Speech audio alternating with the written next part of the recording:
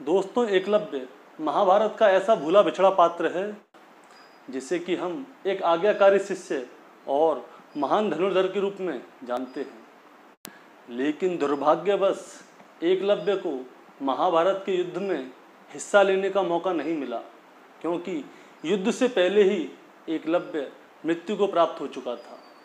लेकिन मृत्यु कैसे हुई और किसने एकलव्य को मारा, ये एक सोचने वाली बात है। तो चलिए इस कहानी के ज़रिए मैं आपको बताता हूँ कि एकलव्य की हत्या यानी कि एकलव्य का वध किसने किया था।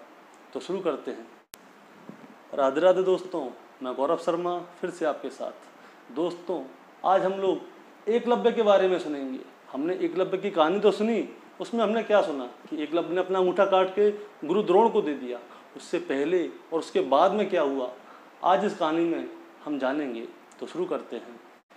तो सबसे पहले मैं आपको यह बताना चाहता हूँ कि एकलव्य विशाण्य राजा हिरण्यधनु और रानी सुलेखा का पुत्र था।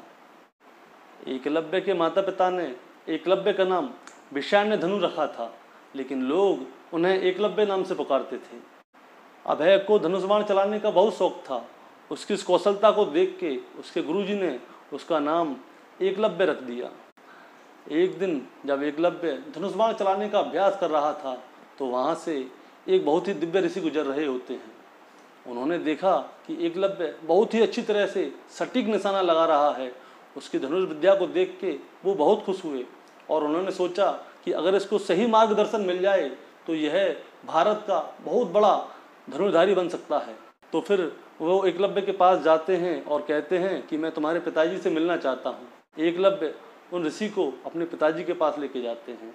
ऋषि उनके पिता से बोलते हैं कि राजा, आपका बच्चा बहुत सुंदर तरीके से धनुष बाण चलाता है और उसका अभ्यास बहुत सुंदर है, उसका निशाना बहुत अच्छा है, तो क्यों ना आप इसे किसी अच्छे ऋषि के पास या किसी अच्छे गुरु के पास भेजें ताकि इसका कौशल और बढ़े। उसके पिताजी पूछते हैं कि बताइए मैं इन्हें किन के पास ले जाऊं? तो वो बोलते हैं कि आप इसे गुरु द्रोण के पास ले जाइए। गुरु द्रोण जैसा इस दुनिया में कोई और नहीं है। अगर ये उनसे प्रशिक्षण लेगा तो बहुत आगे जाएगा। तो उसके बाद एकलव्य के पिताजी एकलव्य को लेके गुरु द्रोण के पास जाते हैं। गुरु द्रोण से कहते हैं कि आप मेरे बच्चे को शिक्षा दीजिए। तो गुरु द्रोण उनसे कहते हैं कि मैं माफ़ी चाहता हूँ राजा, मैं सिर्फ ब्राह्मण पुत्रों को या सिर्फ क्षत्रिय पुत्रों को ही शिक्षा देता हूँ। लेकिन एकलव्य भी कहाँ मानने वाले थे। उन्होंने मन ही मन गुरु द्रोण को अपना गुरु मान लिया था। वो अपने पिता से बोलते हैं, पिताजी आप यहाँ से जाइए, अब मैं धनुष की शिक्षा लेकर ही वापस आऊँगा। उनके पिताजी वहाँ से चले जाते हैं और एकलव्य एक गुफा में जाके रहने लगते हैं। वहाँ पे वो गुरु द्रोण की मूर्ति बनाते हैं और उनकी पूजा करते हैं और रोजाना धनुष चलाने का अभ्यास करते हैं। और शीघ्र ही उसने धनुर्विद्या में निपुणता प्राप्त कर ली। और उसके कुछ दिन बाद गुरु द्रोण और उनके कुछ शिष्य उसी जंगल से गुजर रहे होते हैं जहाँ पे एकलव्य रहता है। एकलव्य वहाँ पे धनुष बाण चलाने का अभ्यास कर रहा होता है, तो उनका कुत्ता उसको देख लेता है और एकलव्य पे भौंकने लगता है। तो एकलव्य बहुत परेशान होता है, तो वो तीरों से उस कुत्ते को मुंह को भर देता है। लेकिन वो तीर इस प्रकार मारता है कि कुत्ते को जरा भी चोट ना लगे और कुत्ता शांत भी हो जाए। उसके बाद कुत्ता जब गुरु द्रोण के पास जाता है तो गुरु द्रोण देखते हैं, अरे ये कुत्ते के मुंह में तीर किसने मारे, और तीर ऐसे मारे कि कुत्ते को चोट भी नहीं लगी। वो सोचते हैं कि यहाँ जरूर कोई अच्छा धनुर्धारी है, तो उसको क्यों ना हम ढूंढें। और वो अपने शिष्यों के साथ उस धनुर्धारी को ढूंढने जाते हैं। तो थोड़ी देर बाद उन्हें एकलव्य मिल जाता है। जब गुरु द्रोण को एकलव्य दिखाई दिया तो उन्हें साथ में अपना एक वचन याद आ गया। वचन ये था कि वो अर्जुन को दुनिया का सबसे बड़ा धनुर्धारी बनाना चाहते हैं। तो दोस्तों, उसके बाद तो आप जानते ही हैं क्या हुआ।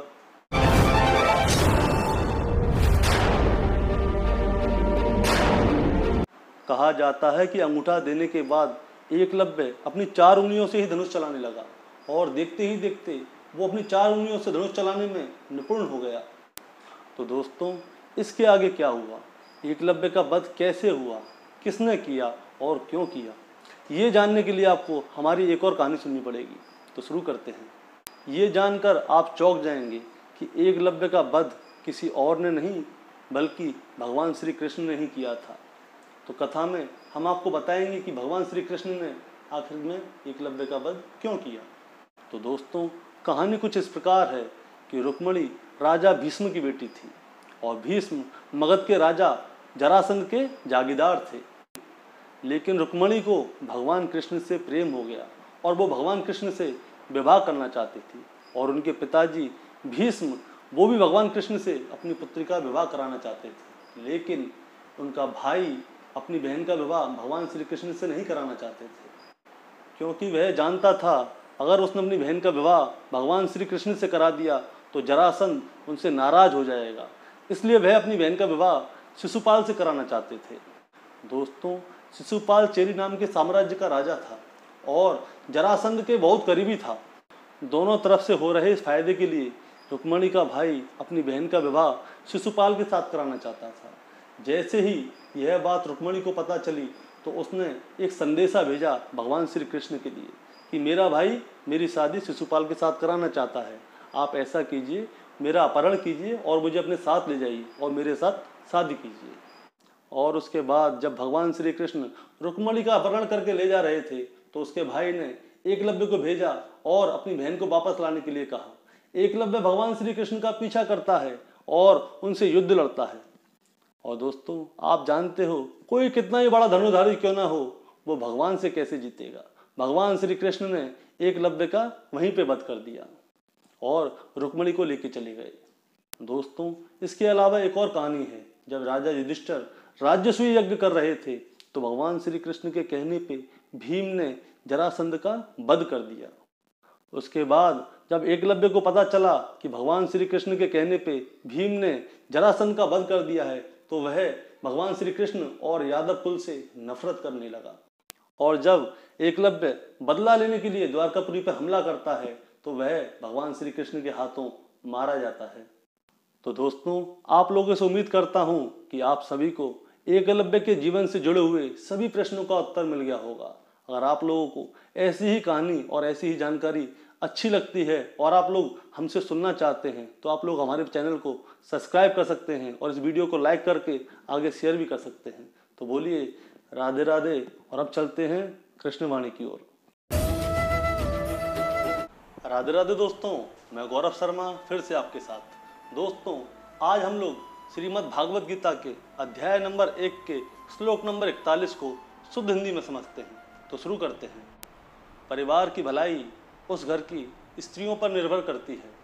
अगर कोई घर बनता है तो वो उस घर की महिलाओं से बनता है। जिस घर में महिला नहीं होती तो कहते हैं उस घर का कोई भविष्य नहीं होता। और ये स्त्रियां दूषित या करप्ट हो जाएं तो इसका क्या असर पड़ता है। अर्जुन कहते हैं, हे कृष्ण, पाप के अधिक बढ़ जाने से कुल की यह स्त्रियां अत्यंत दूषित हो जाती हैं और स्त्रियों के दूषित हो जाने पर वर्ण संकर उत्पन्न होता है। तो बोलिए राधे राधे। दोस्तों, अगर आप लोगों को हमारी यह कहानी और श्रीमद् भागवत गीता को शुद्ध हिंदी में समझना अच्छा लगता है तो आप लोग हमारा चैनल सब्सक्राइब कर सकते हैं और इस वीडियो को लाइक करके आगे शेयर भी कर सकते हैं। तो बोलिए राधे राधे।